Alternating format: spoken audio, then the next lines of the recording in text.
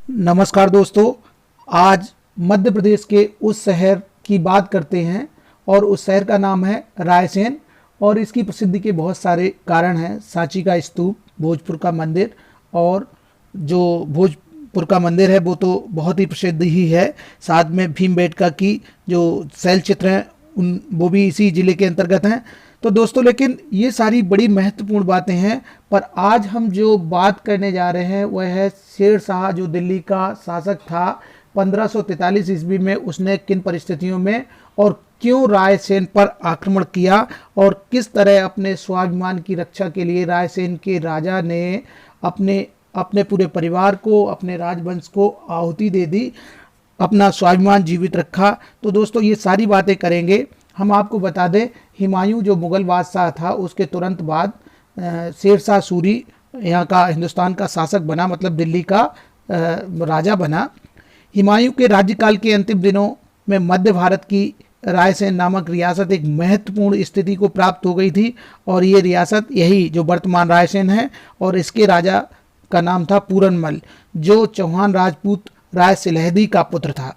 ये सारी चीज़ों को मैं बहुत गहराई से आपको बताऊंगा, लेकिन इससे पहले यदि आप नए हैं और इस चैनल को सब्सक्राइब नहीं किया तो प्लीज़ इस चैनल को सब्सक्राइब करें, और जानकारी अगर अच्छी लगे तो लाइक करें, और इतिहास के में रुचि रखने वाले लोगों को शेयर भी करें। तो हाँ मित्रों, मैं आपको बता दूं, ये जो राजा था, इसने पूरनमल ने, जो सिलहदी का पुत्र था, इसने चंदेरी पर विजय प्राप्त कर ली थी। और उन बहुत से मुस्लिम परिवारों को जिनके पास काफ़ी ज़मीन ज़्यादा थी, जो जमींदार थे, उन पर भी अपना दबाव बना दिया था। और 1542 में पूरनमल ने, जब दिल्ली का शासक शेर शाह बना, तो वहाँ उपस्थित भी हो गया ये मानने के लिए कि हाँ ठीक है, आप दिल्ली के शासक हैं, मैं आपकी सेवा में उपस्थित हुआ हूँ। और वहाँ बहुत सारा उसने राशि भेंट भी दी थी। तो इससे संबंध भी शेर शाह से उसके खराब नहीं हुए थे।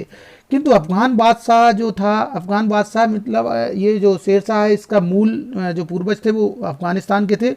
और ये रायसेन की समृद्धशाली रियासत पर अपनी आंखें गड़ाए हुए था। साथ ही उसे यह सूचना भी मिली थी कि पूरनमल ने प्राचीन सावंती मुस्लिम परिवारों को अपने अधीन कर रखा है, और उनमें से बहुत सारों की जो ज़मीनें थीं वो छीन ली हैं और उन्हें गुलाम बना लिया। यहाँ तक कि कहा जाता था, उस तक जो सूचना पहुँची थी, कितनी सही थी गलत थी ये नहीं पता, लेकिन उनकी स्त्रियों को नर्तकियों का पेशा तक करने पर मजबूर होना पड़ा था, ऐसा कहा गया।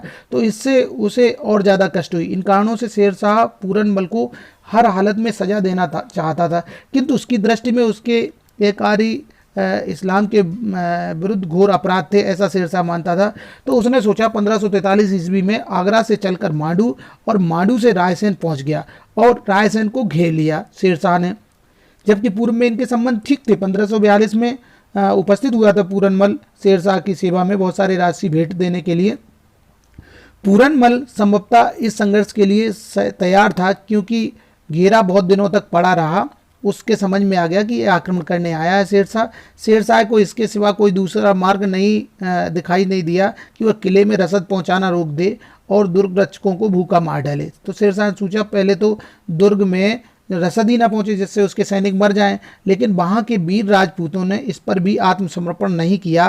किंतु जब शेर शाह ने ये शपथ खाई और राजपूत राजा और उसके आदमियों की जान माल की रक्षा का आश्वासन दिया, तो पूरनमल ने आत्मसमर्पण कर दिया और उसे शेर शाह के समीप ही एक खेमे में ठहर गया। कहा जाता है कि शेर शाह पहले तो अपने वचन का पालन करना चाहता था, किंतु चंदेरी की कुछ महिलाओं ने उससे अपील की कि पूरनमल ने मुस्लिम परिवारों को बहुत कष्ट पहुंचाए हैं। उसने अपना विचार बदल दिया, लेकिन उसकी समझ में यह नहीं आ रहा था कि उसने शपथ खाई है, उस शपथ को कैसे पीछा छुड़ाया जाए। तो उसने कुछ काजियों से परामर्श किया और उन काजियों ने कहा कि यद्यपि उसे शपथ नहीं लेना चाहिए थी, लेकिन फिर भी अगर उसने शपथ ली है तो इस शपथ को तोड़ा जा सकता है।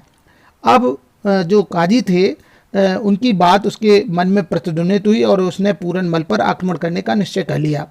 उसने अपने हाथियों को आक्रमण के लिए तैयार रखा और रात में राजपूत खेमों के चारों ओर अपनी फौज के आदमियों को तैनात कर दिया।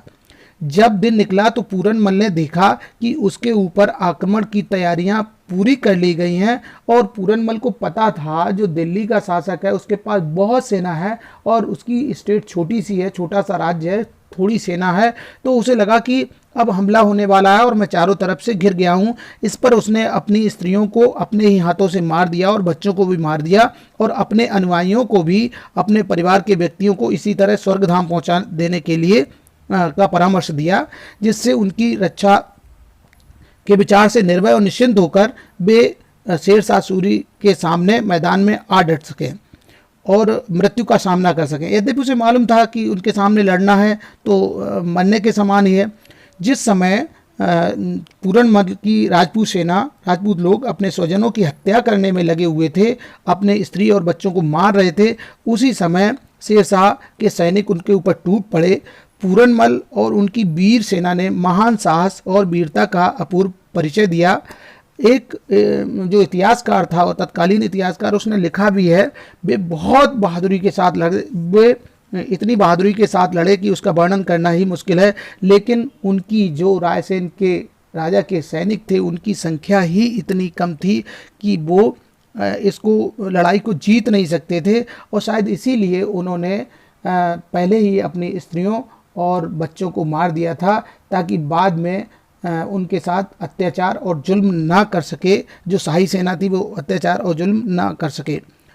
वे बुरी तरह से पराजित हुए, लड़ते लड़ते पराजित हुए, और उनका एक आदमी भी जीवित नहीं छोड़ा गया। ये बात बहुत महत्वपूर्ण है कि शेरशाह की जो सेना थी, उसने यहाँ पर पूरनमल की सेना के सैनिकों में से किसी भी व्यक्ति को, पुरुष को जीवित नहीं छोड़ा। जो थोड़ी सी राजपूत स्त्रियां और बच्चे जीवित रह गए थे, उन्हें उन्होंने गुलाम बना लिया। पूरनमल के विरुद्ध शेरशाह का यह विश्वासघात उसके नाम पर एक बहुत बड़ा धब्बा है।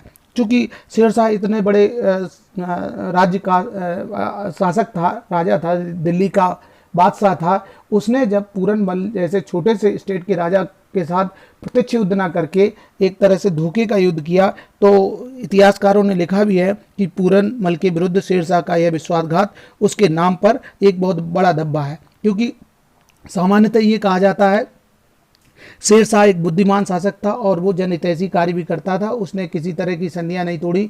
जब हुमायूं से उसका युद्ध हुआ था और हुमायूं जब 1539 में घिर गया और भागा, तो उसकी 2 पत्नियां और एक पुत्री वहाँ रह गए थे, तो जिन्हें उसने शेरशाह ने ससम्मान हुमायूं के पास भेज दिया था। ऐसा भी कहीं कहीं वर्णन मिलता है।